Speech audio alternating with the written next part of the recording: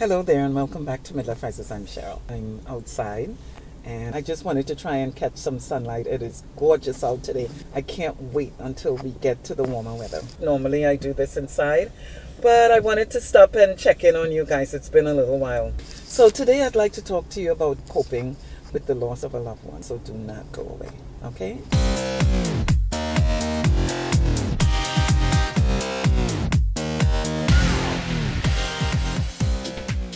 So as you know, I lost my dad almost 2 years now, and a couple of months ago I lost my mom. I'm still coping with that, but I wanted to talk about the feeling that I'm having when I think about her not being here. It's very interesting because we are very routine beings, and when you lose someone that is close to your heart like a parent, it's a different ball game. I mean, I've had a couple of losses in the past, but with this one, this is as close to home as it's going to get, and it's just interesting because you have to continue with your regular routine and you think about this person not being here, and it's kind of mind-boggling.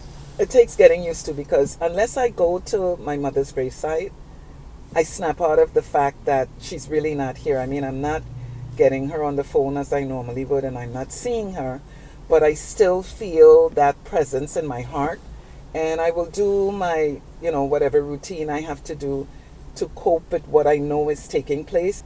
Life is supposed to go on as we say it, but it is not an easy thing, and I've had friends talk about losing their parent, and I never really understood, and you never will until it actually happens to you.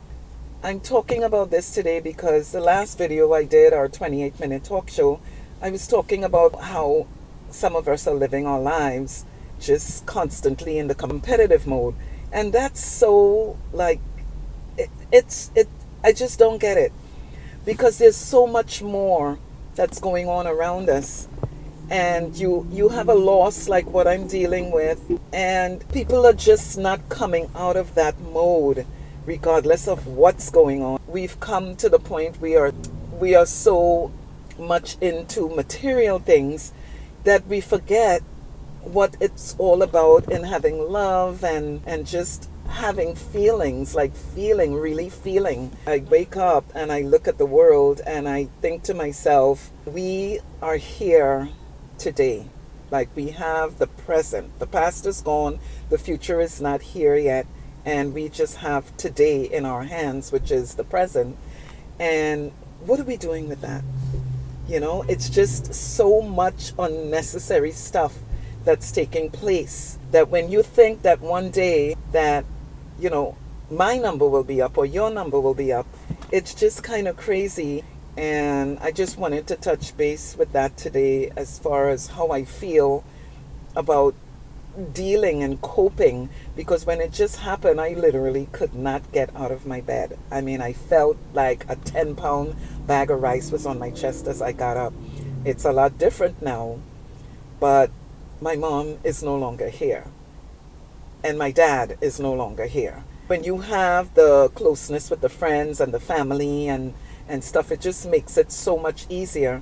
But how do you cope with something like this when you still have to be battling with all of the unnecessary stuff? Like, people are still just going on with their lives and their regular selfish ways, and nobody's stopping to think, wow, this person is experiencing a serious loss. I wanted to talk to you about that today, because you have to really be tapped into yourself and know what you're about and understand what the grief is about, and not to ignore it. Like, one of the things that I did is I spent a lot of time by myself. I do that regularly, and I made sure that I isolated myself to that point where I am looking at reality in the face. I am dealing with this loss, trying to understand it, trying to reason with it, and looking at ways where I could continue my regular routine without letting it shut me down, because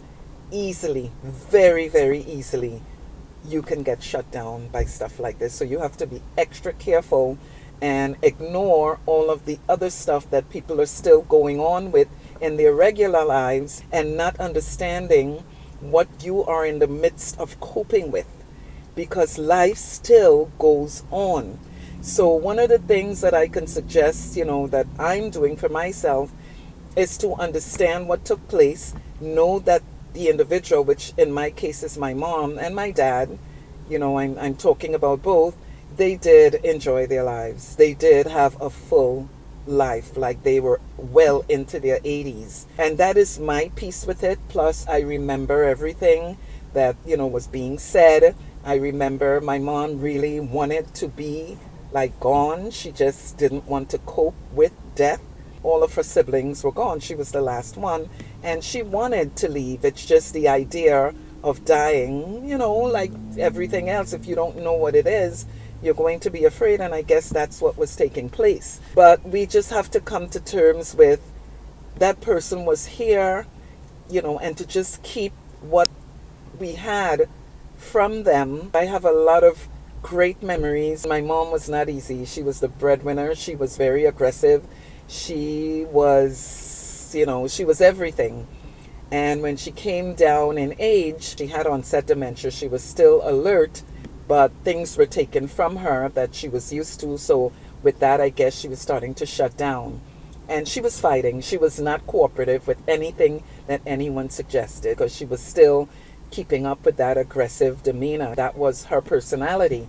But it helps me to know that she did have a full life, because I was trying to pull her out of this. She did not like her elderly years. It was not golden years for her. She had onset dementia. A lot of the skills that she had was taken away because of this problem, along with some other disappointments. She really was not interested in being here, and it was hard for me to see her shutting down, because this was a person that was like myself, gregarious, outgoing, take charge, and she was just shutting down. And it was very hard to watch that.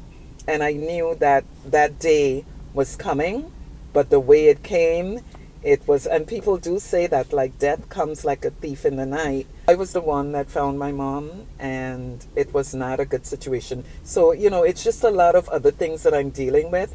But all in all, like, I know, because she told me, I'd say, well, let's go play bingo, or because she used to like scratch cards and so on, and all of that just came to a screeching halt. And I was trying to keep her with that high spirits, and she was not interested. And she would tell me, I had a good time. And I would say, but you're still alive. That was my outlook on it, but it wasn't hers. Now we're here in this place, and I am coping with it. I'm still dealing with the loss, but I just wanted to touch base with it, because someone will say, oh, my mom just died, or my dad just died, and will say, oh, my condolences, but you really do not know what that person is coping with until it actually happens to you. And it is not something that, loss on the whole is not an easy thing to deal with, but when you lose a parent, it is. My mom wasn't disabled or anything, but it was hard seeing what she was going through, and it was very difficult going and meeting her like gone.